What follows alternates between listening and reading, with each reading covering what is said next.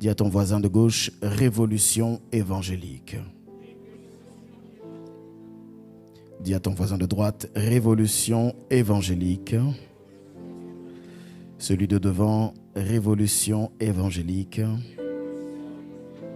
Celui de derrière, révolution évangélique. Celui d'en haut, révolution évangélique. Amen, amen. Dis bien avec moi, révolution évangélique. C'est la grande thématique que nous allons aborder pendant le temps que le Seigneur va nous donner. Révolution évangélique. Amen. Amen. Il n'y a qu'un seul évangile. Amen. Et l'évangile signifie bonne nouvelle. Alléluia. Il n'y a qu'une seule bonne nouvelle que Jésus a prêchée. La connaissez-vous? C'est la question que je nous pose. Il n'y a qu'un seul évangile que Jésus a eu à prêcher tout au long de sa carrière ministérielle. Il y en a un seul. Lorsque vous lisez les Écritures, que vous parcourez ce que la Bible appelle les évangiles, comprenez que les évangiles, dis avec moi le mot évangile, les évangiles ont été écrits par 4 auteurs différents. Matthieu, Marc, Luc et Jean. Amen. Ce sont les évangiles. Les évangiles racontent l'histoire terrestre de l'incarnation de notre Seigneur Jésus-Christ lorsqu'il était donc sur la terre. Dans Jean chapitre 1, la Bible nous déclare que la parole, au commencement était la parole était avec Dieu, la parole était avec Dieu. Mais cette parole a été faite chair. La parole s'est incarnée. Dis avec moi l'incarnation. Elle s'est incarnée et elle est venue sur la terre comme un homme qui portait le nom de Jésus. Elle a vécu parmi nous, nous dit Jean chapitre 1. Elle a habité parmi les hommes. Et cette parole-là s'est faite chair. Elle est venue vers les siens ne l'ont pas reçue. Mais la Bible déclare que tous ceux qui l'ont reçue, à tous ceux qui croient en son nom, elle a donné le pouvoir de devenir enfants de Dieu.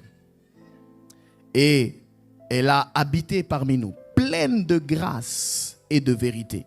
La Bible déclare que la loi avait été donnée par Moïse, mais que la grâce et la vérité avaient été données par Jésus-Christ. Cette parole-là, elle est venue sur la terre. Et l'évangile a commencé à être prêché. La bonne nouvelle a commencé à être prêchée. Amen. Suis-moi très bien, parce que en même temps, ce message, c'est une prophétie. En même temps, c'est une direction que Dieu nous donne pour cette saison. Et comme je dis, quand Dieu parle par saison, personne ne peut toujours comprendre quand est-ce qu'elle va finir. Parce que c'est un vent qui t'emmène.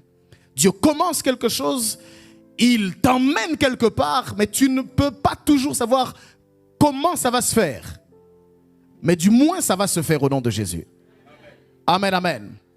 Amen, amen. Donc écoute, je suis obligé de revenir sur certains basiques pour que tu prennes la vague avec tout le monde et puis qu'on aille ensemble. Parce qu'il y a certaines choses, si je commence ça en prétextant ou en prétendant que tu connais ou que tout le monde connaît, ça va nous bloquer quelque part. Tu me suis? Alors, je parlerai donc de la révolution évangélique. Ok? Tu dois savoir, bien-aimé, que lorsque un père ou une mère plutôt donne naissance à un enfant sur la terre, elle est en train de participer au plan de Dieu, selon lequel un esprit a été mis dans un corps, il est envoyé sur la terre. Tu me suis? Il est mis dans une enveloppe, il est envoyé sur la terre pour une mission. Une mission. Cette mission-là, seul Dieu la connaît vraiment. En d'autres termes, cet enfant qui naît n'a aucune conscience. Il vient, il ne décide de rien. On lui donne, il ne décide pas son sexe, il ne décide pas ses parents, il ne décide pas sa couleur de peau, il ne décide pas où il naît, il ne décide même pas ce qu'il mange. Il ne décide pas comment il s'appelle. On le nomme, comme on vient de le faire tout à l'heure. On le nomme. Il vient et il vit. Dans sa vie, il y a des étapes qui sont attendues de lui. On prétend, lorsqu'un enfant naît, il y a des attentes qui sont placées sur lui. Il y a des choses qu'on ne peut pas attendre de lui jusqu'à un certain niveau. Il vient de naître, il a 1 mois, il a 2 mois, on ne peut pas attendre de lui qu'il parle. On n'attend pas. Tu vois, il y a des choses qu'on attend on n'attend pas. Jusqu'à un certain stade, on n'attend rien. Et on est censé savoir que cet enfant qui est né a des besoins. Il est une charge. Il est dépendant à 100%. On le sait. Donc on n'attend rien de lui. On n'attend pas qu'il parle, on n'attend pas qu'il écoute, on n'attend pas qu'il soit propre. On n'attend pas de lui qu'il ait une intelligence. On n'attend aucune conversation de lui. Même quand on lui parle, vous savez, des fois, on parle aux enfants. Comme moi, ça m'arrive, même jusqu'à aujourd'hui, de parler à mon dernier qui a 1 an. Mais je n'attends pas une réponse de sa part. Je lui parle, mais je ne m'attends à rien de spécial. Je m'attends juste à ce qu'il murmure, qu'il gazouille des mots incompréhensibles. Est-ce que tu me suis? Donc, j'essaye de dire par là, suis-moi bien, qu'il y a une période pendant laquelle on n'attend rien d'un enfant. Par contre, il va arriver un temps où, de manière générale, quand on observe scientifiquement, 1 an, 2 ans, là on commence à attendre certaines choses. Quand on l'observe, ça serait inquiétant si on voit qu'à 2 ans, 3 ans, il ne s'assoit toujours pas. Est-ce que tu me suis? Il ne s'assoit pas. Ou il ne parle pas. Ou même ne fût-ce que ramper, il ne le fait pas. Papa, maman, des mots simples, il ne le dit pas. Là, on va commencer à s'inquiéter. Parce qu'on va se dire, mais qu'est-ce qui se passe? Ce n'est pas normal. Normalement, un enfant à cet âge devrait, même s'il n'est pas développé à 100%, il devrait faire ci, il devrait faire ça, il devrait faire ça. Il y a peut-être quelque chose, il faut qu'on aille consulter un médecin. Il y a peut-être quelque chose qu'on n'a pas vu. Tu me suis? Je parle de manière générale. Il y a toujours des exceptions, bien sûr, mais je parle de manière générale. Maintenant, quand il va grandir, et admettons qu'il puisse marcher, qu'il puisse développer son intelligence, à 3 ans, on va attendre qu'il aille à l'école. Et l'école aura des attentes sur cet enfant. On attendra de cet enfant qu'il soit propre. Vous le savez, les enfants ne vont pas à l'école s'ils n'ont pas acquis un certain niveau de propreté. Oui, parce que les écoles ne sont pas là pour essuyer les enfants, ils ne sont pas là pour faire tout ça. Eux, ils sont là pour enseigner. Tu vois? Donc on attend un certain niveau de propreté. Après, il va passer en CP. On va attendre un certain niveau d'intelligence et de réflexion. On ne lui demandera pas de résoudre de grosses équations, mais on va quand même demander à ce qu'en CP, il puisse commencer à identifier les lettres, identifier les chiffres. On va attendre de lui qu'il puisse commencer à compter. Qu'il sache compter du moins jusqu'à 10, jusqu'à 20, jusqu'à 100. Et ainsi de suite, ce que j'essaie de dire, c'est qu'à chaque étape de la vie, il y a des attentes qui sont rattachées à ça. Et quand on ne répond pas aux attentes, on part du principe qu'il y a forcément une anomalie quelque part. Il y a quelque chose, il y a un ça ne va pas. Soit il y a un retard, ou soit il y a un court-circuit quelque part. Est-ce que tu me suis? Maintenant, écoute-moi bien. Quand un homme naît sur la terre, de la même façon que l'école, les parents, le voisinage, l'entourage attend des choses à un certain moment de sa progression, de la même façon, Dieu a des attentes vis-à-vis de toi et il a des attentes vis-à-vis de moi. Est-ce que tu me suis? Spirituellement parlant, il y a des attentes. Pourquoi? Parce que bien que ce soit les parents qui engendrent, c'est Dieu qui permet que l'enfant puisse naître. Est-ce que tu me suis? Et puisse vivre. Donc c'est son investissement personnel. Et il attend de son investissement une récolte et un retour. Est-ce que tu me suis? Maintenant, quand un homme naît, je vais prendre quelqu'un, un jeune, bien, toi par exemple. Est-ce qu'on peut acclamer Dieu pour lui? Pour Nissi. Bien. Je le prends, ok? Il est né. Gloire à Dieu. On le présente à l'église. Ok? On l'a présenté à l'église, il s'appelle Nissi. Qu'est-ce que ça veut dire, Nissi? L'Éternel est mon berger. L'Éternel est mon berger. Ok? Yahweh Nissi. Ok? L'Éternel ma bannière. Alors, il naît sur la terre. Ok? Maintenant, maman, Alice, pourquoi tu rigoles? Maintenant, regarde, il naît sur la terre. D'accord? Quand il va naître, il n'a aucune notion, aucune connaissance de sa provenance. Il ne sait pas qui il est. Il ne sait pas d'où il vient. Il naît juste. Et puis, il découvre des choses. Tout ce qu'il sait, c'est que son corps va lui réclamer certains besoins. À un moment donné, il va avoir faim. À un moment donné, il va avoir soif. C'est à la mère de comprendre, d'interpréter les besoins qu'il a. Il ne pourra pas l'exprimer. Et des fois, vous le voyez, vous avez des enfants, ils pleurent, vous ne savez pas pourquoi ils pleurent. Parce qu'ils ont mangé, vous les avez changés. Mais je dis toujours à ma femme, je rigole avec elle, je dis, ça se trouve, ça le gratte quelque part, mais il ne peut pas le dire. Donc du coup, on ne sait pas. Et ce que je faisais des fois, quand mes enfants pleuraient, je les grattais partout. Pour essayer de voir, peut-être, ça le gratte, mais il ne sait pas comment le dire. Est-ce que tu me suis? Donc, il ne peut pas le dire. Donc, c'est à la mère de savoir de quoi il a besoin. Pourquoi il peut pleurer à ce moment-là? Peut-être qu'il a des coliques. Ok? Donc, il grandit, il naît, il évolue. CP, CE1, CE2. Mais un jour, qu'est-ce qui va se passer? Reste là. Qu'est-ce qui se passe? Il va, autour de 4 ans, il va commencer, on dit c'est autour de 4 ans, à se poser des questions. Mais des questions importantes. Peut-être que dans cette période, il va découvrir qu'il est ce qu'on appelle un garçon. Ok. Avant, il n'était pas conscient. Il voyait qu'il y avait des différences, mais il commence à comprendre que c'est un garçon. Il évolue avec cette identité, il avance et il va commencer à se poser des questions plus profondes. Il va se dire, mais attends, finalement, d'où est-ce que je viens? D'ailleurs, comment on fait les enfants? Comment ça se passe? Il va poser la question peut-être à sa mère. Comment ça se passe? Il va s'intéresser à des choses importantes. Ok? Et un jour, certainement, sa mère qui connaît Dieu va le lui présenter.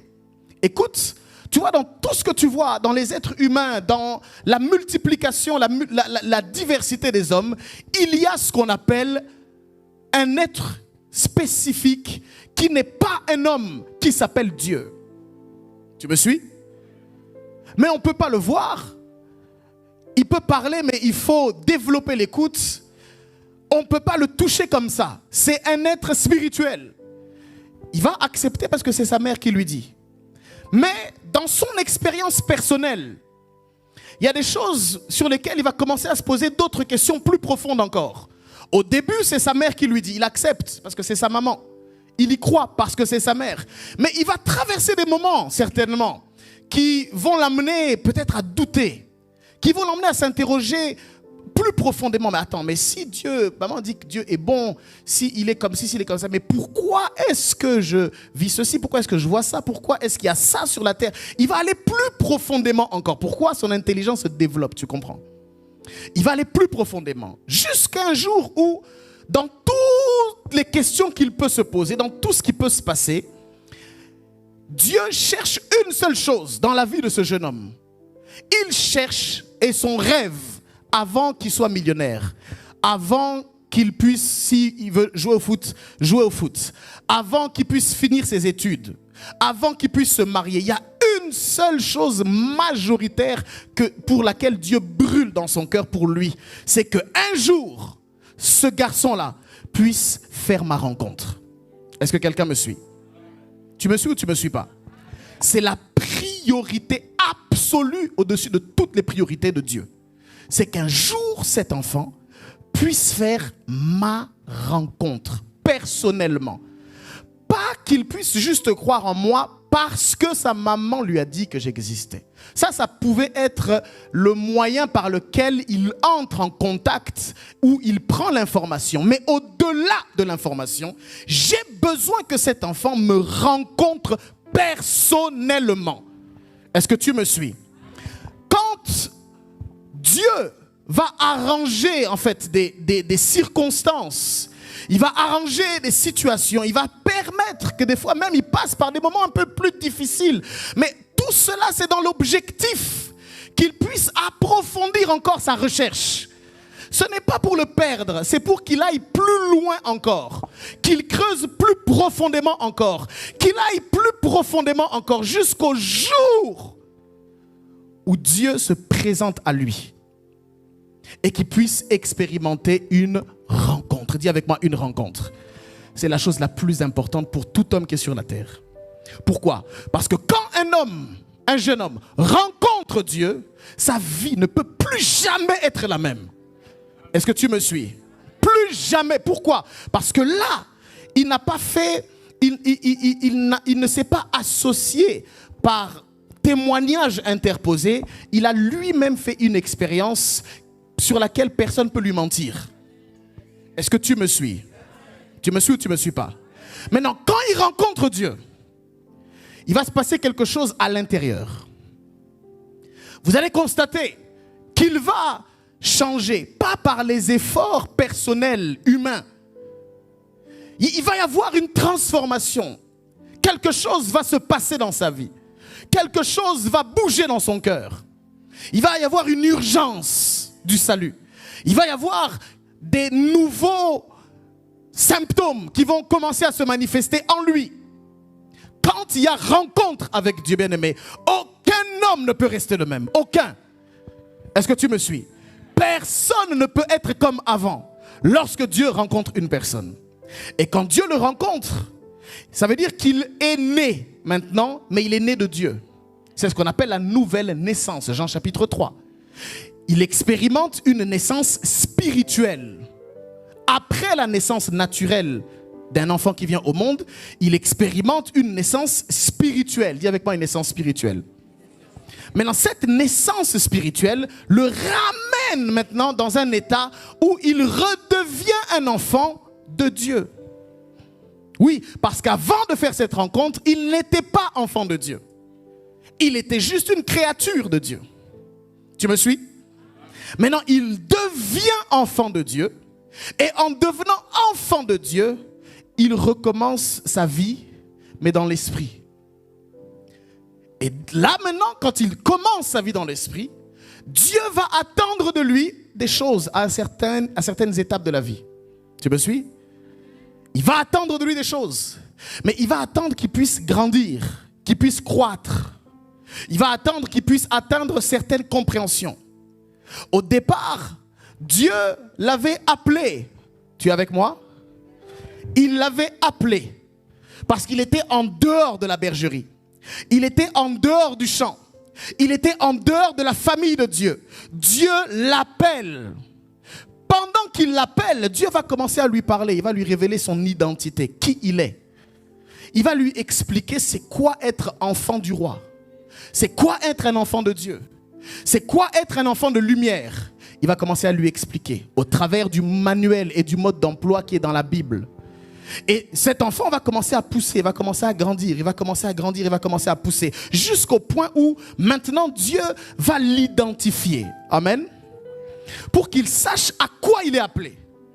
Pour qu'il sache qu'il retrouve le manuel, le mode d'emploi de sa vie qu'il n'avait pas. Dieu va lui parler sur qui il est. Il peut lui dire qu'il est pasteur. Il peut lui dire qu'il est appelé dans les affaires. Qu'il est appelé à régner dans tel domaine. Il va prendre conscience de ça parce qu'il ne le savait pas. Est-ce que tu me suis? Ensuite, Dieu va développer son esprit, il va le former, il va faire en sorte qu'il acquiert une certaine expertise, des compétences aiguisées.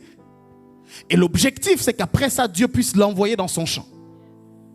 Et quand il l'envoie dans son champ, l'objectif de Dieu, c'est de faire de lui quelqu'un qui puisse appeler d'autres personnes comme lui était avant. Et ainsi la roue tourne à nouveau, à nouveau et à nouveau. C'est ce qu'on appelle la révolution évangélique. Est-ce que tu peux acclamer le Seigneur? Tu peux aller. On acclame le Seigneur pour lui. Amen, amen. Amen, amen. Amen, amen. Alors, bien-aimé dans le Seigneur, écoute-moi. Ça, c'est le plan de Dieu. Et ce plan ne changera pas. Ça ne changera jamais. Ça sera permanent. Ça sera constant. Tu ne dois jamais oublier que ta vie a une mission. Alléluia. Dis avec moi, j'ai une mission. J'ai été envoyé sur la terre pour une mission. J'ai été envoyé sur la terre pour quelque chose. Amen, amen. Amen, amen. Et il y a des sujets, comme je l'ai dit, qui ne peuvent pas se résumer juste en une prédication. Parce que c'est des sujets qui sont très larges. Alléluia. Alléluia. Bien-aimé, l'Église a un mandat. L'Église a une mission. Matthieu 28 nous dit, allez, faites de toutes les nations des disciples. Alléluia. Alléluia. Et le Saint-Esprit, bien-aimé, précise aujourd'hui, au travers de l'Église, au travers des outils dont nous disposons, l'actualité, le climat politique, toutes ces choses-là, l'astronomie même, elle nous parle, il y a des signes concernant les temps dans lesquels nous sommes. Alléluia. Et on dit, faites de toutes les nations des disciples. Dis avec moi, faites de toutes les nations des disciples. Écoutez-moi s'il vous plaît, surtout la jeunesse. Dieu s'adresse particulièrement à vous. Nations. Faites de toutes les nations. On n'a pas dit faites de tous les pays. Écoute-moi très bien. La Bible est trop subtile. Elle n'a pas dit faites de tous les continents. Non. Faites de toutes les nations. Nation, ethnos. Qu'est-ce qu'une nation? Une nation, ça peut être un pays. Une nation, ça peut être la France. Ça peut être l'Angleterre. Ça peut être les Pays-Bas. Ça peut être la Guadeloupe. Ça peut être une nation. Mais quand la Bible parle de nation, elle ne parle pas seulement des pays. Ça implique les pays, mais beaucoup plus que les pays, ça implique surtout des groupes d'individus. Tu me suis? Nation veut dire groupe d'individus. C'est un groupe d'individus qui partagent des valeurs communes. C'est un groupe d'individus qui partagent un langage commun. C'est un groupe d'individus qui partagent une philosophie commune. C'est un groupe d'individus qui fonctionnent dans le même environnement. Est-ce que tu me suis? Ainsi, quand la Bible parle de toutes les nations, écoute-moi, nation, c'est groupe d'individus. Qu'est-ce qu'un groupe d'individus? Un groupe d'individus, ça peut être, ça va dépendre du corps duquel tu parles. Et je vais m'expliquer juste après. Amen. Comprends simplement d'abord que c'est un groupe d'individus. Et il y a beaucoup de nations, bien aimés. Et tu dois savoir qu'il y a même des nations dans des nations dans des nations. Tu me suis? Je vais m'expliquer. En fait, des nations, il y en a des milliers et des milliers. Ça dépend de l'échelle à laquelle tu parles. Il y a des grandes nations et il y a des petites nations. Alléluia. Alléluia. Est-ce que tu es là avec moi d'abord? Bien-aimé, je vais te parler des 7 plus grandes nations qui existent sur la terre. On les appelle aussi des montagnes. Ok? C'est les 7 plus grandes nations que les sociologues ont répertoriées. La première des nations, c'est la première nation dans laquelle un être humain, quand il vient sur la terre, on lui donne une nation. Et cette nation-là s'appelle la famille. Amen. Dis avec moi la famille. La famille est une nation. Oui. La famille, le foyer, c'est une nation. C'est un groupe d'individus, j'ai dit tout à l'heure, qui partagent quelque chose de commun. Dans le cadre de la famille, c'est le sang. Tu me suis? Elle partage le sang en commun avec les autres. Elle partage un foyer, avec les autres. Elles partagent leur repas avec les autres. Elles partagent leur vie, leur enfance, leur adolescence, leur âge adulte. Elles partagent tout. Une famille, écoute-moi, c'est une nation. Et c'est l'une des plus grandes nations sur la terre. C'est la nation de la famille. Et d'ailleurs, je peux même dire que la famille, c'est la nation la plus importante sur la terre. Pourquoi ? Parce que même quand quelqu'un naît sans famille, l'État va le prendre et va le placer dans une famille d'accueil. Pourquoi ? Parce qu'on reconnaît qu'un homme ne peut jamais se développer tout seul. Il faut toujours qu'il soit dans un groupe, dans une nation. Alors quand on voit qu'un enfant naît, il n'a ni père ni mère, on va chercher une nation, on va proposer à cet enfant une nation où on va le placer dans une nation. Pourquoi ? La famille est la première nation. C'est dans cette nation que la plupart d'entre nous grandissons. Et bien aimé, même ceux, tu pourrais me dire, mais pasteur, il y en a qui n'ont pas de famille, c'est vrai. Mais écoute-moi, même quand ils n'ont pas de famille, ils te diront, la rue, c'est ma famille. Ils te diront, les gangs, c'est ma famille. Aucun être humain ne peut pousser sans nation. Tout être humain aura le réflexe de chercher un groupe d'individus auquel il se sent appartenir et que ce groupe réclame aussi. Il se réclamera d'être d'un groupe. Tout le monde a besoin, tout enfant a besoin de se réclamer de quelqu'un et que cette personne aussi le réclame. Tu me suis ou tu ne me suis pas? La nation de la famille. C'est la première nation. Et c'est une nation, quand Jésus dit allez, faites de toutes les nations des disciples. Je pourrais dire allez et faites de toutes les familles des disciples. Tu me suis? Et quand je parle de famille, il y a plusieurs types de familles. Il y a les familles naturelles, biologiques. Il y a les familles adoptives. Il y a les familles spirituelles. L'église est une famille dans un certain sens. Tu me suis ou tu ne me suis pas? Donc il y a plein de familles. La famille est une nation. Dis avec moi la famille.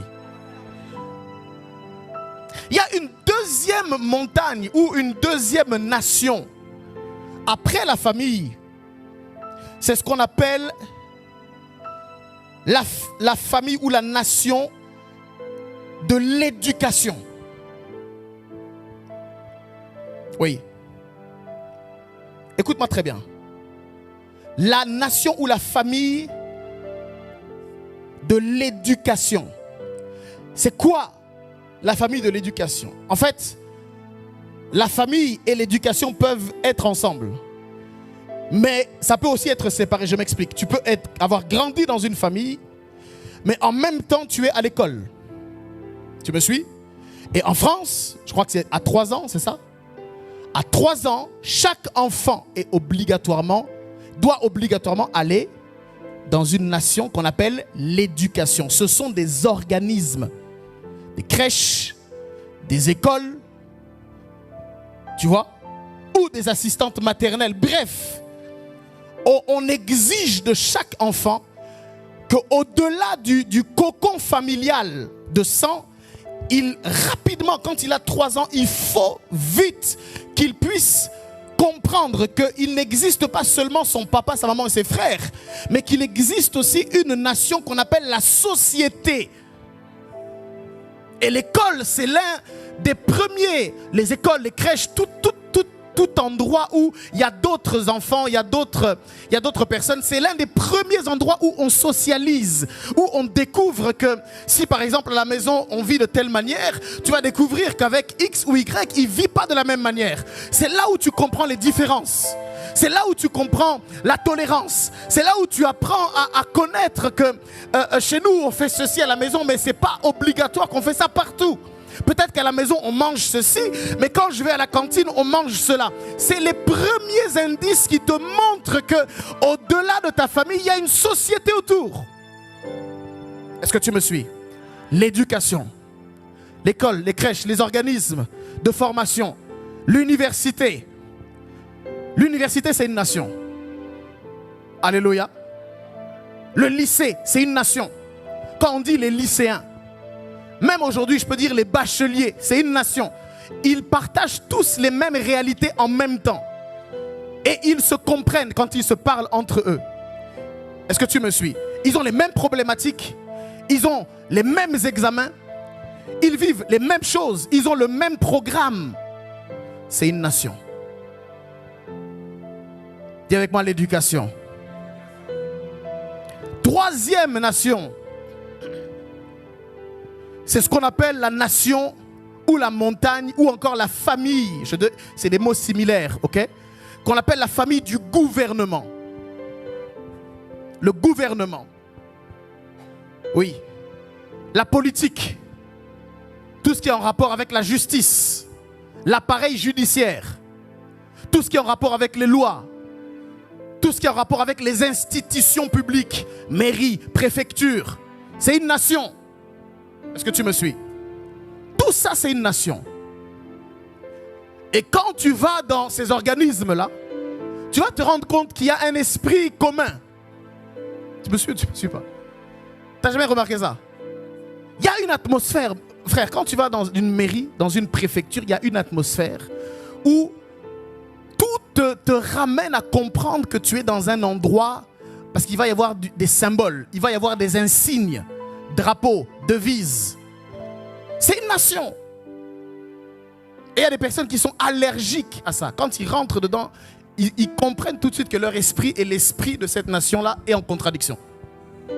Non, je te dis la vérité. Pendant longtemps, j'étais comme ça. Je ne sais pas pourquoi. C'est ma femme qui m'a délivré.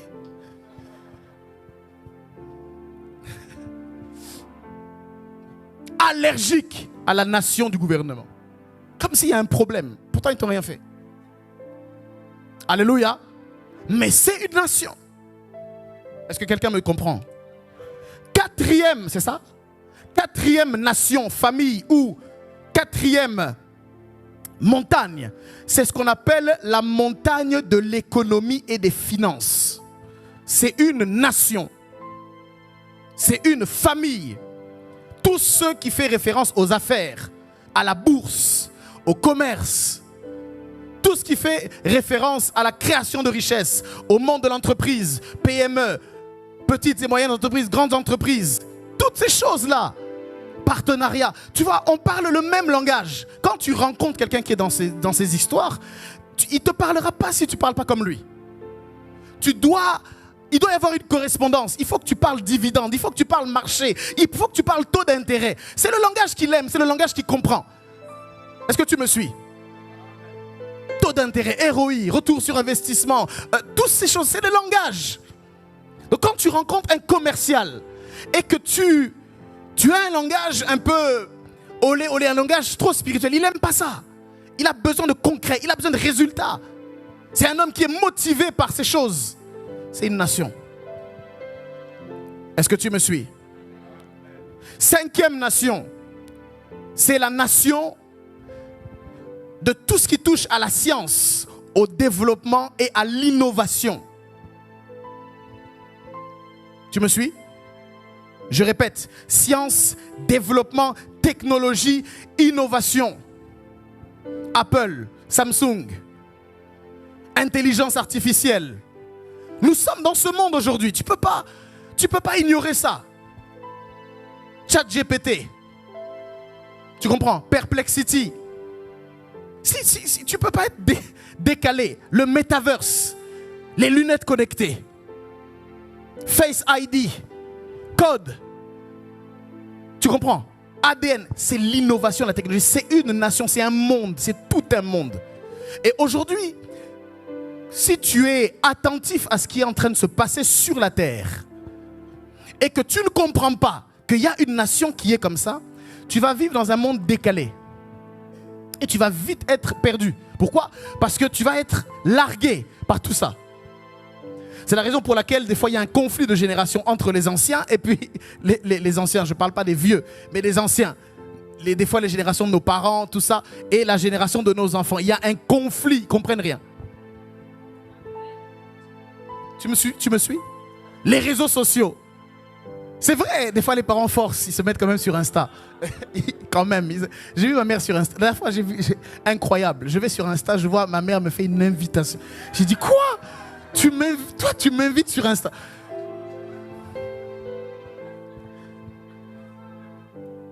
Et puis elle poste.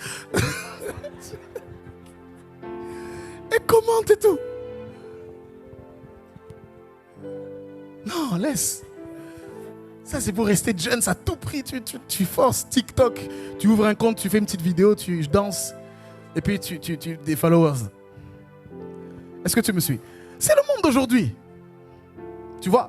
C'est le monde. Écoutez, peut-être vous, pour les très jeunes ici, moi, je ne suis pas vieux. Mais à l'époque, il n'y avait pas ça. À l'époque, il n'y avait même pas de téléphone tactile. Je me dis, mais comment on faisait avant? Comment on vivait avant? Il n'y avait pas WhatsApp. Berger, il n'y avait pas WhatsApp. Comment on faisait? Quand on sortait, on n'avait pas de montre. On sortait de la maison avec les oiseaux, avec le soleil. On faisait... Là, il faut qu'on rentre, il est 19h. On faisait comment? Non, des fois, j'arrive pas. On faisait comment? Aujourd'hui, un parent ne laissera plus aller son enfant partir sans qu'il ait des... Comment on appelle ça? AirTag. Vous savez ce que c'est des AirTag? Qui sait ce que c'est un AirTag? Ou ce qui ne sait pas, plutôt? Levez la main, n'ayez pas honte. AirTag. Les AirTags, c'est quoi? Les AirTags, c'est une petite pièce comme ça, qu'on peut mettre par exemple dans la chaussure ou dans une poche, et ça vous permet de localiser l'enfant. Ça veut dire quand vous êtes à la maison, vous pouvez taper sur le truc, ah vous savez que ah non, là il est à l'école, là il est sorti. Et il y a des parents qui développent des techniques incroyables, ils mettent les AirTags dans les cheveux. J'ai vu quelqu'un voulait mettre ça même dans le corps de l'enfant. Non écoutez, non mais c'est ce qui va se passer, c'est ça que je vous dis. Quand on parle de puces électroniques, vous voyez, quand on parle de puce, c'est ça. C'est pour permettre que tout soit centralisé, que tu n'aies plus besoin de clé. Quand tu arrives chez toi, tu fais juste ça. La porte s'ouvre, tu rentres. Quand tu es quelque part, ton parent peut savoir, voilà, tu étais là à telle heure et ça enregistre. Donc tu as dit ça, tu as dit ça. C'est le monde de demain, vous ne vous rendez pas compte. C'est ça qui va se passer. C'est ça qui est déjà en train de se passer. Mais c'est juste que ce n'est pas encore démocratisé. Mais ça arrive. Aujourd'hui, il y a des AirTags et ça se vend partout. Pour identifier où est l'enfant, quel est son trajet. Peut-être la maman ou le papa travaille, il veut savoir, s'assurer qu'il est bien rentré à la maison. Quand il arrive à la maison, il y a une alarme, sur son portable, une notification, votre enfant est bien arrivé. Ça se vend partout. Même à Action, vous pouvez trouver ça. À moindre coût. Je crois que c'est 2,90 €. C'est 2,99 €, je crois. Pour ceux qui veulent. Voilà. Pour ceux qui veulent. Voilà. Dis avec moi l'innovation. C'est une nation. Tu me suis? Quoi d'autre? Sixième nation. Sixième famille. C'est ce qu'on appelle, ou sixième montagne, c'est la montagne, la famille, la nation des arts et du divertissement. L'art et le divertissement. Oui. Les artistes, je parle de l'art, les artistes, la musique, le cinéma, l'écriture, la peinture, le divertissement. Quand je parle de divertissement, je parle de jeux vidéo. Je parle aussi de sport. Est-ce que tu me suis? Je parle de sport. Je parle de tout ce qu'on aime regarder pour se divertir. Tout ce qu'on aime regarder pour se soulager, pour être tranquille, pour passer un bon moment. Les spectacles, l'art du spectacle, l'art de la représentation, c'est une nation. Est-ce que quelqu'un me suit? Tout ce qu'on appelle arts et divertissement, c'est une nation. Mais j'ai dit, dans cette nation, il y a plein de petites nations. Parce que par exemple, dans art et divertissement, il peut y avoir la nation sport. Mais dans sport, il peut y avoir la nation foot. Et dans foot, il peut y avoir la nation équipe. Tu vois, il y a plusieurs échelles des nations.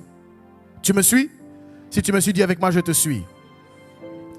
Et septième montagne, c'est la montagne, c'est la nation ou encore la famille de la spiritualité. Dis avec moi la spiritualité. Tout ce qui touche à la spiritualité, au monde spirituel. Et quand je dis le monde spirituel, je ne parle pas seulement des chrétiens, Parce que dans la spiritualité, dans ce grand monde-là, dans cette grande famille de la spiritualité, il y a plusieurs spiritualités. Il y en a des milliers. Déjà, rien qu'en Inde, il y a des milliers de spiritualités. Est-ce que tu me suis? Rien que dans une nation physique, il y a plein de spiritualités. Et je peux même dire que dans une spiritualité, il y a encore des sous-nations. Pourquoi? Si on dit église évangélique, oui, c'est une nation. Mais dans évangélique, il y a les baptistes, il y a les méthodistes, il y a les... Tu vois, il y a plein de nations. Tu me suis? Alléluia. Alléluia. Maintenant, comprends ceci. Aussi nombreuses, merci Saint-Esprit de m'avoir dit ça, que puissent être des nations, il existe des nations constantes. Je dis ceci. Aucune nation, suis-moi bien, ne peut être plus grande que sa mentalité. Est-ce que quelqu'un m'a compris? Aucune nation ne peut être plus grande que sa mentalité. Alléluia. Maintenant, écoute-moi. Les 7 nations dont j'ai parlé, pourquoi je dis que c'est les 7 principales? C'est parce que toutes ces nations que j'ai citées, ce sont ces nations-là qui influencent la vie d'un homme. Tu me suis? Je répète, parce que je crois que tu n'as pas compris. Ces 7 nations dont j'ai parlé, c'est ces 7 nations qui influencent la vie d'un homme. Reviens s'il te plaît. Je vais te redonner son exemple. On acclame le Seigneur pour lui. J'ai dit tout à l'heure, il a accepté Jésus, gloire à Dieu. Maintenant, j'ai parlé de nations. Ok? Première nation, j'ai parlé de quoi? La famille. Jésus dit, allez, faites de toutes les nations des disciples. Ça veut dire qu'il attend que nous allions faire de la nation, de la famille, des disciples. Et j'ai dit qu'aucun être humain ne peut ne pas être influencé par la première nation familiale. Tout être humain est influencé par la famille. En bien ou en mal. Tu comprends? Que tu le veuilles ou pas, ce qui deviendra sera influencé par la famille. Maintenant, c'est quoi le problème? Le problème, c'est que il n'y a aucune famille qui n'est parfaite. Tu me suis? Toutes nos familles, et je dis bien toutes nos familles, ont des défis. Ok? Toutes nos familles ont des problèmes. Toutes nos familles ont des déséquilibres. Maintenant, cet homme est influencé par la nation de sa famille restreinte. Il y a des bonnes choses dans sa famille et il y a des choses mauvaises qui peuvent le déséquilibrer. Ok? Maintenant, ce déséquilibre-là, ça va dépendre des informations qu'il va avoir et comment il va les traiter pour bien évoluer dans la vie. Est-ce que tu me suis? Ça va dépendre de ça. Imaginons qu'il soit sorti d'une famille, d'une nation où tout est brisé, tout est bancal. Imaginons ça. Où il y a la haine, il y a le meurtre, il y a tout ça. Ce n'est pas son cas, mais je dis imaginons. Ça va l'influencer. Tôt ou tard, ça va l'influencer. Soit, peut-être, ça va blesser son cœur. Rappelle-toi GRPA. Ça va le blesser. Il va peut-être ne pas le dire. Mais je vous avais dit, par exemple, dans GRPA, souvenez-vous, j'avais expliqué que si, par exemple, on lui a dit, hey, il faut être un dur dans la vie. La vie, c'est pas facile. Un homme, ça pleure pas. Reste fort. Si il n'entend que ce langage depuis tout petit, il va se braquer, il va se fermer. Et je vous avais dit que quelqu'un à qui on dit ça et qui refuse de verser ses larmes avec ses yeux va pleurer d'une autre façon. Il pleurera différemment. Il peut devenir un danger de la société. Il peut devenir quelqu'un d'incontrôlable. Parce qu'il est en rébellion contre tout le monde. Pourquoi? Les gens le regardent, ils vont dire, mais lui, il est toujours comme ça, lui, toujours comme ça, la prison, tout ça. Mais en fait, ils ne savent pas. Il est en train de pleurer. Mais c'est juste, vous ne savez pas qu'il pleure. Et vous vous limitez juste à ce que vous voyez, mais vous n'allez pas dans le fond. Il est blessé. Donc, quand Jésus l'appelle, il reçoit Jésus dans son esprit. Mais souvenez-vous, première des choses que Jésus fait quand il sauve, il dit, il est venu pour guérir les cœurs brisés. Donc lui, il faut qu'il passe par la GRPA. Il faut qu'il passe par là pour qu'il comprenne maintenant, d'où ça vient ce qu'il fait. Parce que des fois, ils ne comprennent pas. Pourquoi je fais ça? Je ne sais pas pourquoi je fais ça. Je ne sais pas pourquoi j'ai envie de me battre tout le temps. Je ne sais pas pourquoi. Il faut qu'il comprenne. Il faut qu'il ait l'info. Et il faut qu'au-delà de l'info, il faut qu'il ait la solution. Il faut qu'il comprenne qu'il n'y a que Jésus qui peut l'en sortir. Est-ce que tu me suis? Ça, c'est la nation familiale. Maintenant, il grandit. Mais en grandissant, il est impacté aussi par... Deuxième nation, c'est quoi? L'éducation. Maintenant, si à l'école, sa professeure ou ses maîtresses passaient leur temps à lui dire « Tu n'arriveras jamais à rien de toute façon, toi. Tu es toujours comme ça. Tout le temps. Tu n'écoutes jamais. Madame, Nissi, on ne le comprend pas. Il est toujours comme ça. Non, il faut une école spécialisée. » Parce que le problème dans la nation de l'éducation aujourd'hui, c'est qu'il n'y a plus des gens qui font ça par vocation. Ils font ça pour mettre de l'argent, pour mettre de la nourriture sur leur table. Et quand tu as une maîtresse qui fait l'enseignement, mais sans avoir conscience que je suis en train de bâtir une vie future, quand elle le fait en étant déjà aigrie, elle en a déjà marre, elle n'a plus déjà envie de venir, elle vient et elle fait de la garderie. Elle s'occupe plus de lui en fait. Elle s'occupe que des mauvaises choses. Elle ne parle que des mauvaises choses. Et elle ne sait pas voir en lui un trésor caché. Elle ne sait pas voir ça. Elle voit que ce qui fait de mal. Et du coup, elle pourrit son existence. Et il grandit en étant pourri.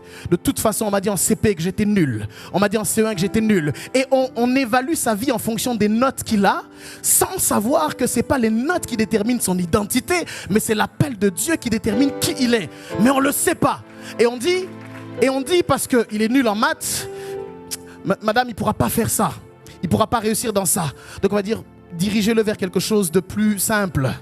Et on va commencer à l'évaluer en fonction des notes. Ça, c'est l'influence de la famille ou de la nation de l'éducation. Maintenant, s'il est en contradiction avec l'éducation, c'est-à-dire s'il grandit avec une idée que l'école, c'est comme ci, c'est comme ça, et que son seul objectif, c'est de se casser le plus vite possible du système scolaire, il va le quitter dès qu'il aura peut-être son bac. Il va dire à sa mère, c'est bon, tu voulais que j'ai mon bac, je l'ai, maintenant je fais autre chose. Parce que de toute façon, là-bas, je ne vais pas. Donc, il se détache de l'éducation. Troisième chose, le gouvernement. Amen, amen. Le gouvernement. S'il se détache de l'école, 15 ans, 16 ans, il ne fait plus rien.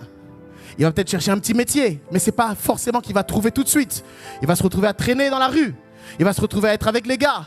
Ils vont commencer à s'ennuyer. Et en s'ennuyant, le diable a toujours des stratégies pour proposer des petites distractions. Il va lui dire, écoute, aller à l'école, ça t'a rien amené. Écoute, tu fais juste le guet, juste le guet. C'est-à-dire tu préviens quand il y a la police. C'est ton seul travail. 3 000 €. Ah ouais? En un jour, quand tu viens lui dire, mais fais des études, sois sérieux, tu peux être comptable, tu peux faire ceci. Il va te dire, écoute, ce que tu gagnes en un mois en transpirant, je le fais en 2 heures. Et ça lui dit rien. Ça lui dit rien du tout de venir cravacher, être là, transpirer sur les bancs de 9h à 18h pour avoir un salaire comme ça qui est un bon salaire, mais ça ne l'intéresse plus parce qu'il est déjà blasé du système. Ça, c'est l'éducation. Et, pardon, le gouvernement. Maintenant, le gouvernement va voir cet enfant-là dans ses registres. Peut-être, c'est un exemple, je dis. Peut-être la police va l'avoir à l'œil. Parce qu'il va avoir un casier. Parce qu'on va commencer à voir qu'il a des antécédents. Il a ceci, il a cela. Le gouvernement maintenant a les yeux sur lui. A les yeux sur lui. Et lui, ne sachant pas ça, il grandit comme ça. Et il se retrouve dans des histoires. Des fois, c'est même pas de lui dont il s'agit. Mais comme il est dans le groupe, on l'embarque aussi. Et il se retrouve prisonnier d'une vie qu'il n'avait pas vraiment voulu ou choisi, mais dans laquelle il se retrouve ne pas avoir le choix. Est-ce que tu me suis? Ça, c'est la nation du... Ça l'influence. Qu'ils le veulent ou qu'ils ne le veulent pas, ça va l'influencer. Ensuite, il y a l'économie et les finances. C'est là où je parle d'argent. Il va se rendre compte qu'à un moment donné, on ne peut pas vivre sans. Il en faut. Et il va toujours chercher à en vouloir plus. Il se dit, bon là je fais le gain, je gagne ça. Mais si je faisais plus, si je pouvais transporter, peut-être que je me ferais 2 fois ça. Et si je me fais 2 fois ça, peut-être que je pourrais avoir ceci. Peut-être que je pourrais aider ma soeur. Peut-être que je pourrais aider mon frère. Il commence à rêver grand, il commence à être ambitieux. Et dans cette ambition-là, le diable, étant comme une abeille qui circule, va commencer à dire, non, ce petit-là, on va le recruter. Et il va commencer à être dans des grandes choses. Et s'il est intelligent, il va commencer même à monter, à monter et à monter encore. Jusqu'à ce qu'il devienne grand. Tu vois, l'économie et les affaires, c'est son économie et c'est ses affaires. Et dans ça, j'ai dit, il y a la montagne de la science, l'innovation. Oui, il cherchera à avoir le dernier iPhone. Bien sûr qu'il cherchera à avoir les dernières choses. Bien sûr qu'il travaillera avec l'intelligence artificielle. Ça va l'influencer d'une manière ou d'une autre. Quand je parle d'art et de divertissement, pourquoi je dis ça? Parce que sa vie, elle est influencée par les stars. Elle est influencée par les musiques qu'il écoute, par les modèles qu'il prend pour appui. Peut-être qu'il aime Kylian Mbappé, peut-être qu'il aime Neymar, peut-être qu'il aurait aimé être comme je ne sais quelle autre star, comme Jay-Z, comme je ne sais pas qui. Ça l'influence d'une manière ou d'une autre. Tu me suis ou tu me suis pas? Ça va l'influencer. Et bizarrement, tu ne vas pas comprendre. Il s'habillera comme eux. Il aura les mêmes coupes de cheveux. Il dira les mêmes choses, il aura le même langage. Pourquoi? Parce que c'est sur eux qu'il calque sa vie. Tu me suis? C'est sur eux qu'il calque sa vie. Donc, ça l'influence. Tu me suis? Ça va l'influencer. Et même la spiritualité va l'influencer. Parce qu'il arrivera un moment donné où il devra aussi s'interroger sur sa spiritualité. Et gare à lui s'il est entouré de gens qui n'ont pas une bonne spiritualité. Gare à lui s'il est entouré des religieux qui vont lui proposer des bonnes options. Paye juste ta dîme, mais vis comme tu veux. Du moment que tu payes ta dîme, c'est bon. Fais juste 5 prières par jour. Dieu sera content, mais après tu peux vivre comme tu veux. C'est une fausse spiritualité. C'est ce qu'on appelle la religion. Il peut être influencé. Tu vois, toutes ces familles, toutes ces nations, à un moment donné, influence la vie d'un homme. Oui, parce que les musiques que vos enfants chantent sont écrites par ceux qui sont à la tête des nations. Les films que nous regardons, que nous admirons, les acteurs que nous adulons, sont sur ces montagnes-là. Est-ce que quelqu'un me suit? Tu peux retourner, on peut acclamer le Seigneur là où nous sommes. Alléluia. Maintenant, écoute-moi.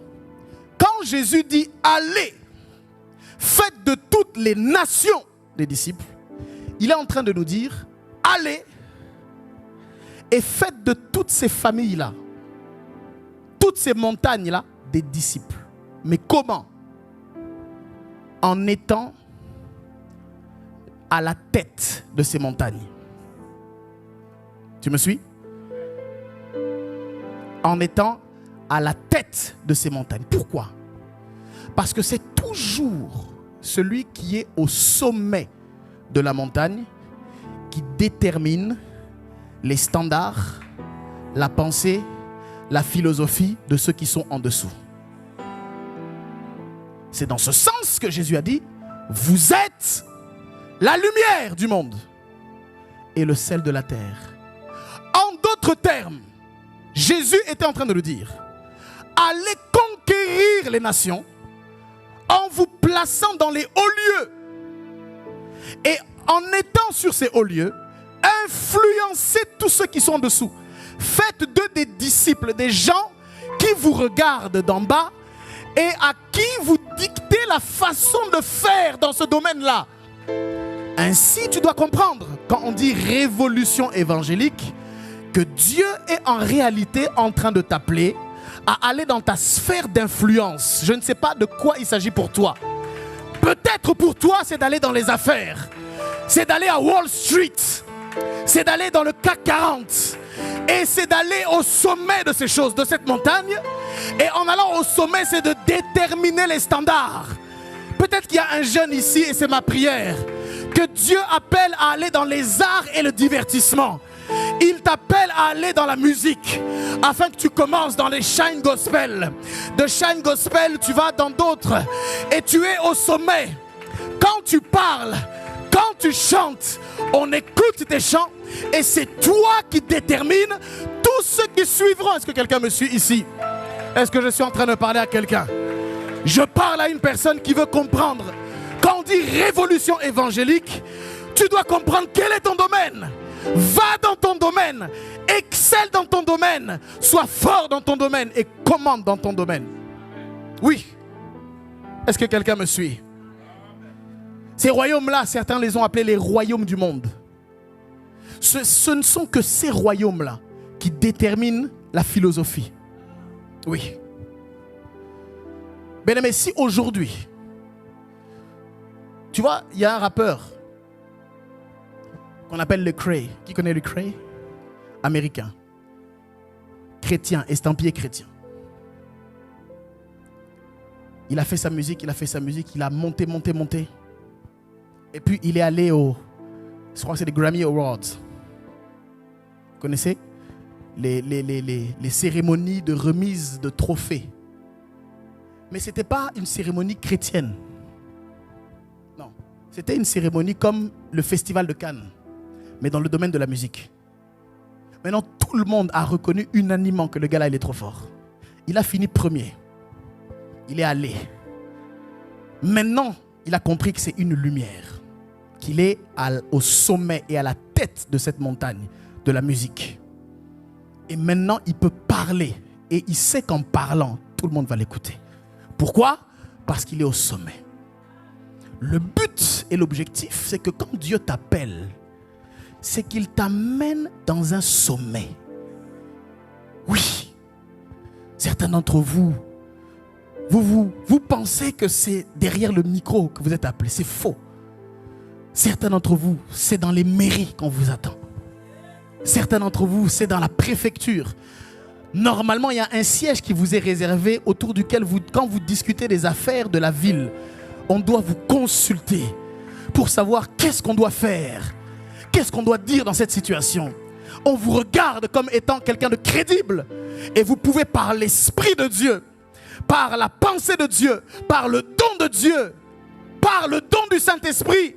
Ce n'est pas juste prophétiser, ce n'est pas juste parler en langue, non. Il y a aussi l'esprit de sagesse. Il y a aussi l'esprit de connaissance. Quand tu es dans la politique, on attend de toi, pas que tu guérisses les malades, mais on attend de toi, quand il y a des discours présidentiels, que tu puisses te lever comme un Joseph, que tu puisses te lever comme un Daniel et dire dans les 5 ans à venir, il y aura une crise politique qui va frapper la France. Mais voici le problème, mais je vous donne aussi la solution. Sur les récoltes, vous prendrez 1/5, vous mettrez ça de côté.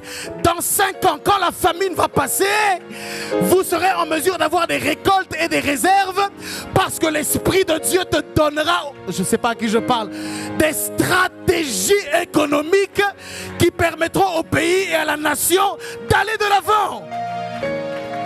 Je suis en train de prier pour cette révolution évangélique. Que les hommes et les femmes comprennent qu'il ne s'agit pas seulement des 5 ministères. Tu es appelé peut-être dans la mode. Tu es appelé à révolutionner le monde de la mode. Yves Saint-Laurent te regardera. Paco Rabanne te regardera.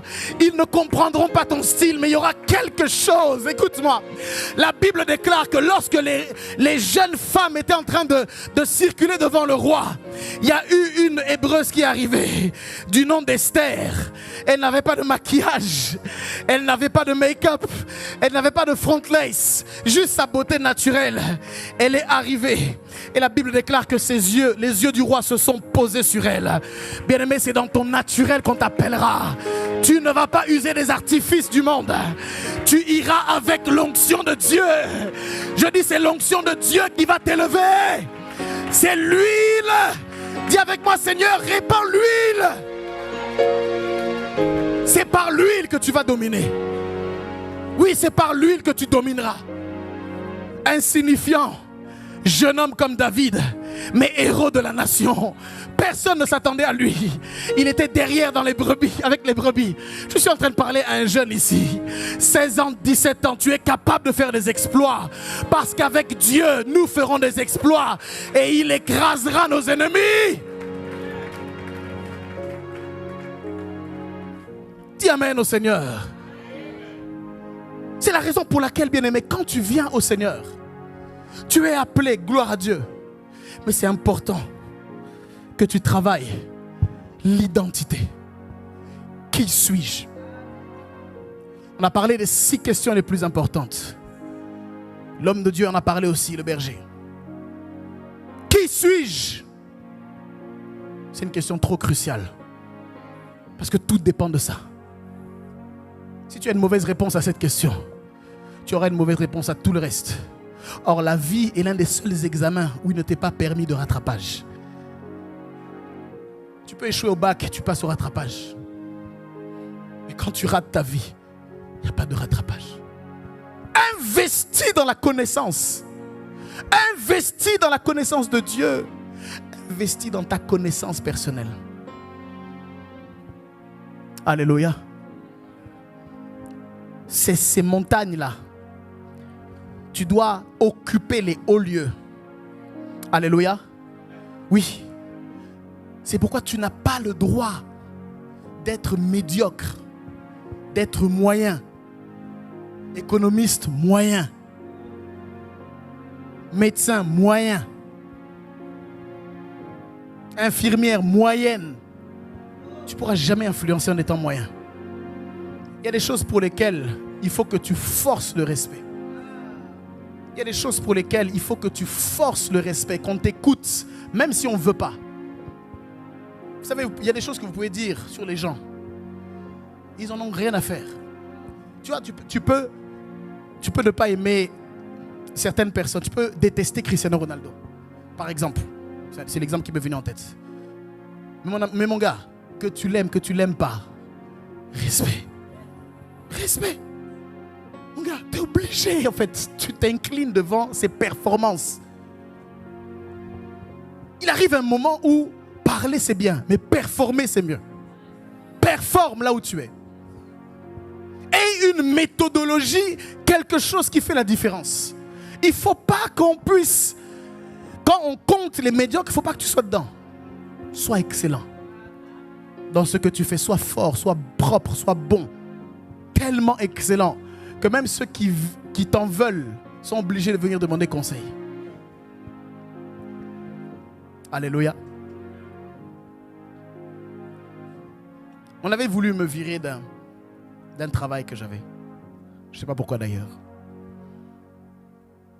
Mais quand on a regardé dans la Sarthe, il est premier. On fait quoi? Pendant que les autres se battaient pour des postes, il est premier. C'est celui qui a le meilleur taux de réussite. Vous allez faire quoi? On va te garder, mon gars. Dans le temps de crise, on cherche les experts. Tu vois? Tu dois faire partie de cette élite. Ceux qui sont sur les sommets, c'est ce qu'on appelle les rois ou les élites. Tu dois tout faire, bien-aimé, pour être une élite. C'est ce que Dieu attend de toi. Oui. Mais à la différence des autres, toi, tu ne vas pas le faire en mettant des pots de banane. Est-ce que quelqu'un me suit? Non, tu ne vas pas le faire comme ça.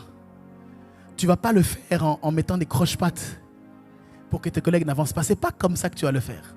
Tu les laisseras se battre entre eux pour des postes, tu les laisseras se battre. Toi, tu resteras dans les principes de Dieu. Fidélité, excellence. Tu travailles calmement. Tu comprends? Tu travailles calmement. Alléluia. Alléluia. Dis avec moi l'évangile du royaume. C'est ce qu'on appelle l'évangile du royaume.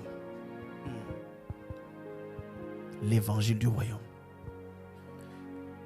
Quand tu regardes ce que Jésus est venu faire et prêcher, il n'a prêché que l'évangile du royaume. Amen. Repentez-vous car le royaume des cieux est proche. C'était son seul message. L'évangile du royaume. Amen. L'évangile du royaume. C'est par là qu'il y a révolution évangélique. Pourquoi? Parce que l'une des erreurs, ou l'une des, pas des erreurs, mais des choses au travers de l'Église, c'est limité. C'est qu'au lieu de prêcher l'évangile du royaume, elle s'est limitée à prêcher l'évangile du salut. C'est quoi la différence? L'évangile du salut, l'évangile du salut, lui, il s'adresse à l'âme de l'homme. Le salut des âmes, d'une âme. Mais l'évangile du royaume, suis-moi très bien, il s'adresse pas seulement à l'âme, il s'adresse au peuple, aux nations. Tu me suis? Tu me suis? L'évangile du salut cherche à gagner la prochaine âme. Mais l'évangile du royaume cherche à prendre, à conquérir les peuples. Tu me suis? À gagner les peuples. L'évangile du salut se focalise uniquement sur le ciel. Et c'est une bonne chose. Mais l'évangile du royaume pense aussi à la terre. Parce que quand nous sommes sauvés, nous ne sommes pas tout de suite rapatriés. Nous sommes encore là.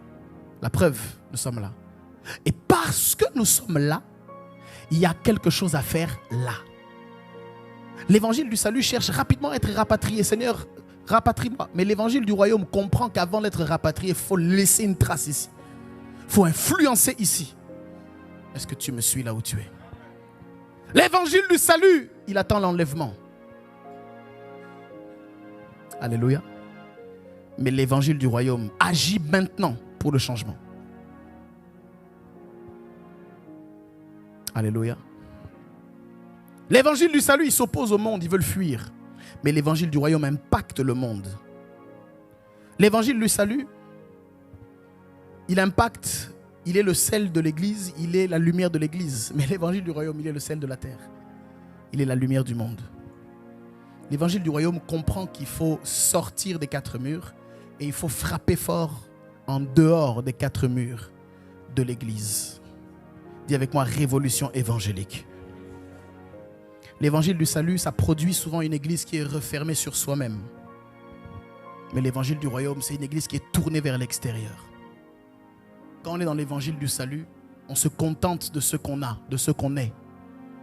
Ah, on est bien, on a notre petit endroit. On a nos petits écrans, on a notre petite lumière, on a nos petits trucs. On est bien dans notre club. L'évangile du royaume n'est jamais à l'aise quand on ne sort pas. C'est pour ça que nous avons dit révolution évangélique. Tu vas sortir. Je disais à quelqu'un, tu vas sortir. Je disais à quelqu'un qui a compris, tu vas sortir. Alléluia. Matthieu chapitre 4, verset 8.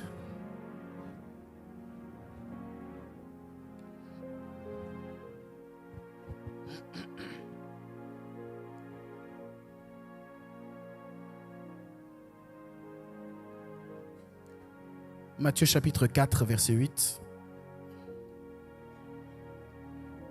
Est-ce que tu es avec moi?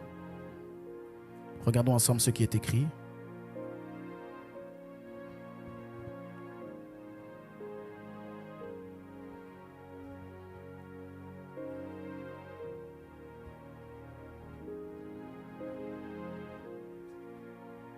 Ok, je peux y aller? Regardons ensemble ce qui est écrit. On y va? J'y vais? 1, 2, 3, regardez. Le diable, dis avec moi le diable. On est dans l'épisode de la tentation de Jésus. Donc le diable le transporta. Le là, c'est Jésus. Le diable le transporta encore sur une montagne très élevée. Amen. Est-ce que tu es avec moi? On dit quoi? Lui montra quoi? Tous les royaumes du monde et leur gloire. Est-ce que tu es avec moi? Je sens l'Esprit de Dieu. J'aime ça. Tous les royaumes. On n'a pas dit, non, tous les royaumes du monde et leur gloire. Regarde ce qui est écrit. Et il lui dit, je te donnerai toutes ces choses si tu te prosternes et m'adores. Ensuite, lis avec moi encore, vas-y. Oui. Uh-huh. Uh-huh. Uh-huh. Alors? Oui. Amen. Acclame le Seigneur pour la parole.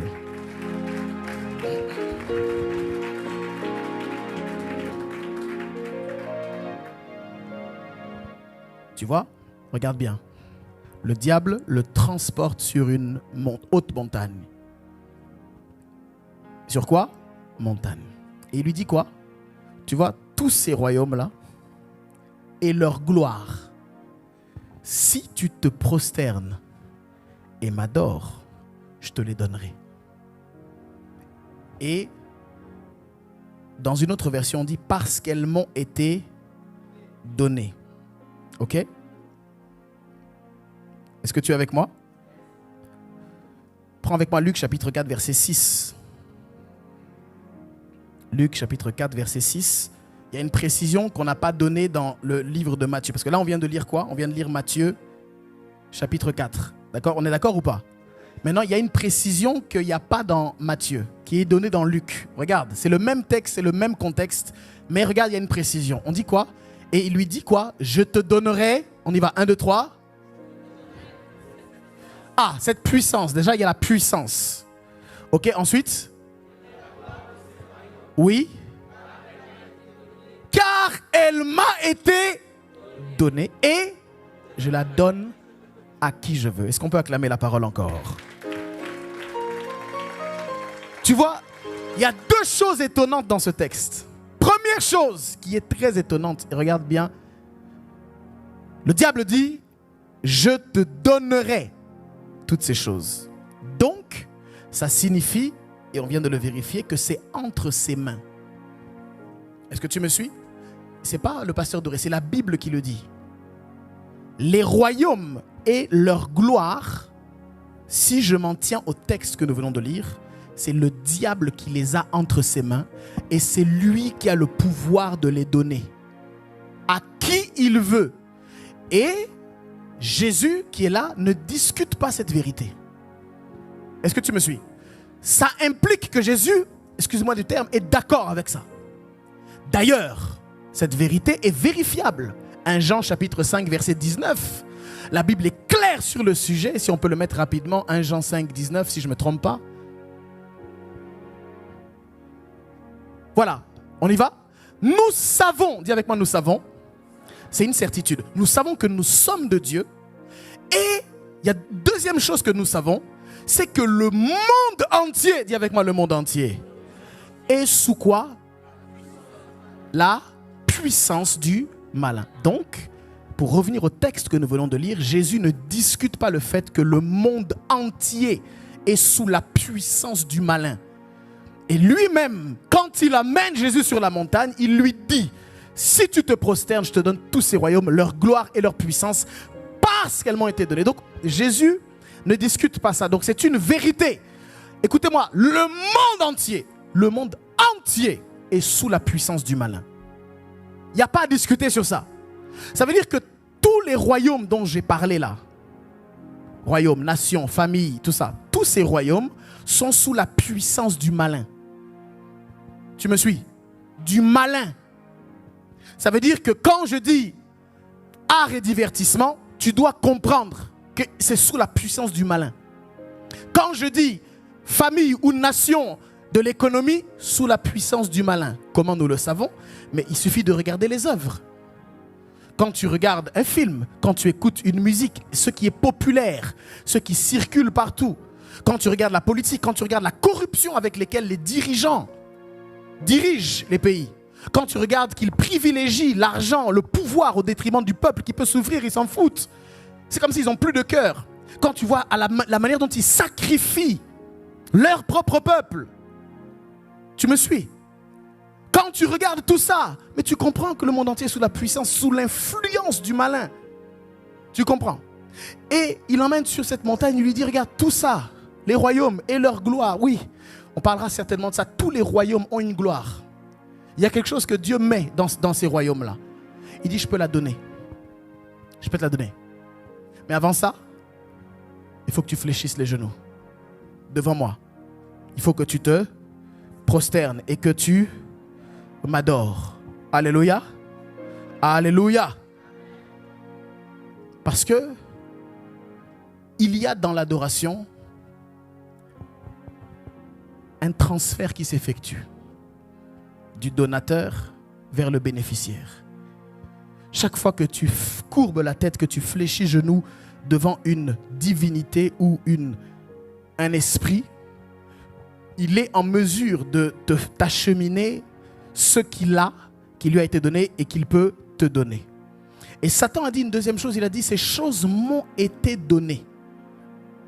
Donc ça veut dire que ce n'était pas à moi à la base. c'était pas ma propriété. Elles m'ont été données. Comment? Quand tu regardes l'histoire au commencement, tu vas te rendre compte que Satan, qui était dans le serpent, a dit à Ève, Dieu a-t-il réellement dit de ne pas manger cet arbre, ce fruit? Et nous connaissons l'histoire, ils vont manger le fruit. Et la Bible déclare qu'à partir de ce moment, dans Romains chapitre 8, que le monde entier a été soumis à la vanité. Donc, en obéissant à la suggestion de l'ennemi, l'homme à qui les royaumes, je ne sais pas si quelqu'un me suit, a été donné. Ça avait été donné à l'homme d'abord. C'est l'homme qui avait les royaumes et la gloire, l'être humain. Mais il a transféré par son obéissance au diable. Est-ce que tu me suis? Tu comprends? En obéissant, il a transféré. Il y a eu un vol qui a été fait. Est-ce que tu me suis? Maintenant, l'une des missions pour lesquelles Jésus est venu, c'est de faire que ce royaume-là, qui a été pris par le diable, puisse partir de cette main-là et être redonné à celui à qui ça avait été donné initialement, pour que l'homme récupère ce qu'il avait perdu dans le jardin d'Éden. Est-ce que quelqu'un me suit? Nous sommes dans une révolution évangélique. Quand on dit révolution, c'est quoi? Tout ce qui touche à la révolution touche à une forme de rébellion. Quand on dit il y a une révolution, par exemple en France, c'est en quelle année? C'est à eux que je demandais, hein, parce que je voulais voir s'ils avaient leur cours d'histoire en tête. Quelle date? Quelle date? Quelle date? Révolution française. Tu vois, tout de suite Google, ChatGPT, tac, tac, tu vois. C'est le 14 juillet, non? Ou si vous ne connaissez pas la date du 14 juillet. Alléluia. Chaque fois qu'on parle de révolution, ça veut dire que quelqu'un s'est mis en colère à un moment donné. Quelqu'un s'est dit non, on ne peut pas continuer à vivre comme ça. Il y a eu à un moment donné quelqu'un qui s'est énervé pour dire ça suffit. Révolution. Il est temps que le royaume soit redonné à celui à qui ça a été donné au départ. Il est temps qu'il y ait restitution du royaume et de leur gloire. Je dis, il est temps qu'il y ait restitution des royaumes et de leur gloire au propriétaire initial. Est-ce que quelqu'un peut donner un bon amen? Alléluia. Et c'est ça la parole prophétique. Et c'est ça quand on parle de révolution évangélique. Écoutez-moi. Et Dieu l'avait prévu déjà depuis. Quand nous lisons le livre du prophète Ésaïe, Dieu avait parlé de ça déjà depuis. On va le lire avant de te clôturer d'ici quelques minutes. Ésaïe chapitre 2, versets 1 à 4. Écoute la prophétie. Ça, c'est la prophétie. S'il y a une chose que tu dois retenir du message, c'est ça. C'est une prophétie. Alléluia. On y est? Je peux y aller? Je peux y aller? Avant que j'y aille, dis à ton voisin, sois très concentré. Dis à ton autre voisin, sois super concentré. Écoute la prophétie. Là, c'est une prophétie. La Bible déclare prophétie d'Ésaïe, fils d'Amoz, sur Juda et Jérusalem. Je peux y aller? On y va. Regarde. Il arrivera dans la suite des temps, c'est une prophétie future, que la montagne de la maison de l'Éternel sera fondée sur le sommet des montagnes. On dit donc que le fondement, c'est-à-dire ce qui est la base de la montagne de l'Éternel, sera sur le sommet des autres montagnes. Je ne sais pas si quelqu'un comprend l'image. Et on dit qu'elle s'élèvera par-dessus les collines. Et regarde, et que toutes les nations, dis avec moi toutes les nations, toutes les nations y afflueront. On va courir vers cette montagne-là. Continuons. Des peuples, dis avec moi des peuples, oh mon Dieu, des peuples s'y rendront en foule. Et ils diront quoi? Venez et montons à la montagne de l'Éternel. Montons à la maison du Dieu de Jacob. Pourquoi? Afin qu'il nous enseigne ses voies et que nous marchions dans ses sentiers. Pourquoi? Car de Sion sortira la loi et de Jérusalem la parole de l'Éternel. Continue. Il sera le juge des nations, l'arbitre d'un grand nombre de peuples. De leurs glaives, ils forgeront des hoyaux et de leurs lances des serpes. Une nation ne tirera plus l'épée contre une autre et l'on n'apprendra plus la guerre. Continue. Maison de Jacob, venez et marchons à la lumière de l'Éternel. Est-ce qu'on peut acclamer le nom du Seigneur pour cette prophétie? Alléluia! Je prophétise en rapport avec Ésaïe, je m'associe au livre prophétique. Je déclare, il arrivera un temps où la montagne de la maison de l'Éternel, écoute-moi, quand on dit la montagne de la maison de l'Éternel, on parle de l'église, on parle de la maison de Dieu. Il arrivera un temps où cette montagne sera fondée sur le sommet des autres. Je déclare que dans cette ville du Mans, toutes les nations afflueront. Ils se diront les uns les autres, venez, allons à la maison de l'Éternel. Nous voulons être enseignés par le Dieu de Jacob. Nous voulons apprendre de sa part. Nous voulons être éclairés. Regardez ce qui est écrit. Marchons à la lumière de l'Éternel.